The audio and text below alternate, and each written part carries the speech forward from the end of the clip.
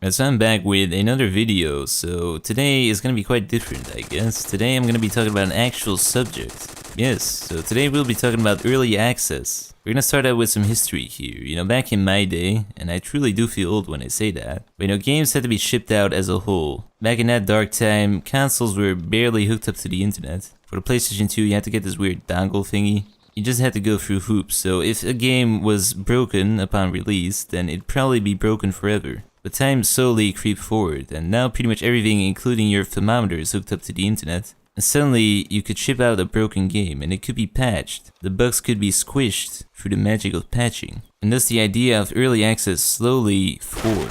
What if you, as a sole indie dev, or as a small development team, have a really cool idea for a game, but you kinda just lack the capital to create that game?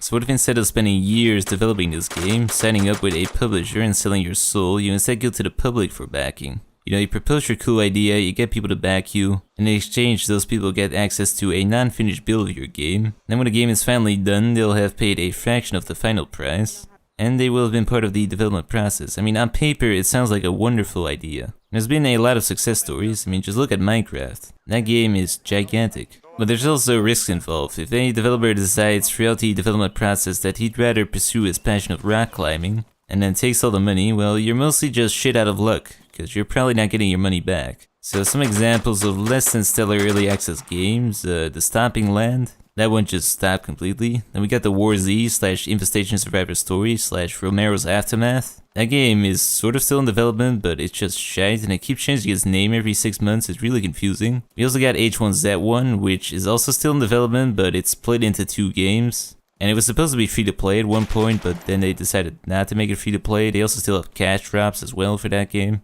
And then lastly, of course, Daisy Standalone. Okay, I'm just kidding. That one is still up for debate. It's kind of in limbo at this point. Although some big patch is supposed to come out soon. And supposedly we also still have the Magic renderer, the new renderer that's probably gonna fix everything. Maybe. Probably not. But perhaps. But there are a lot of early access games out there that are just pretty much cash grabs. Now, Kickstarter does not offer refunds unless the creator wants to. Steam does have a refund system now, but only within 14 days of the purchase, and only if you play the game for less than 2 hours. So this leads me on to the next subject, and yes, this is a slightly sponsored video. If you feel the need to murder me for that one, I suggest a one-on-one sword fight. I mean, I'd rather not do a pistol duel as I'm kind of allergic to bullets, but I spent some time doing some fencing classes a while back to sort of fulfill my French heritage, so I'm feeling pretty confident with the sword fight here. Anyways, the subject is Early Ninja. So what is Early Ninja? Well, it basically is a distribution platform for early access games. So it seeks out to be a buffer between the developers and the consumer. If the developers don't deliver what they set out to do, you get part of your money back. And if they go on that rock climbing trip, then you get all of your money back. So how this works is that the developer sets out game builds for his game that he wants to achieve, so-called milestones with specified deadlines. And if the developer takes double the amount of time to reach one of these milestones or misses 2 milestones entirely,